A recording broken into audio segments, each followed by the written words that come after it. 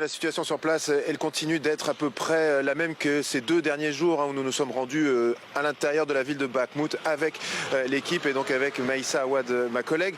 Et ce qu'on a pu constater sur place, si vous voulez, c'est que la situation est très dure pour la population, qu'on assiste à un duel d'artillerie entre les forces ukrainiennes et les forces russes. Les forces ukrainiennes qui sont stationnées en défense dans la partie est de la ville, à l'est de la rivière Bakhmoutka, où les combats font rage. Et ce qu'on entend ici, c'est que les Russes ont pu avancer de quelques centaines de mètres, très peu évidemment, en direction des abords de la ville. Et hier matin, nous étions sur place et nous avons pu nous rendre compte par nous-mêmes d'abord de ce son incroyable, ce bruit de guerre qui est permanent. Et alors que nous rentrions dans la ville, nous avons vu un bâtiment éventré en feu. On nous a expliqué quelques minutes plus tard qu'un obus venait de s'abattre. Donc il n'y a réellement pas de zone, on va dire, sûre à l'intérieur de la ville de Bakhmout. Et c'est le niveau de violence est très important. Il faut savoir que sur les 70 000 habitants, un peu plus de 70 000 avant la guerre, il n'en reste plus qu'entre 2 et 5 000 selon les sources. Et nous-mêmes avons pu assister à des évacuations.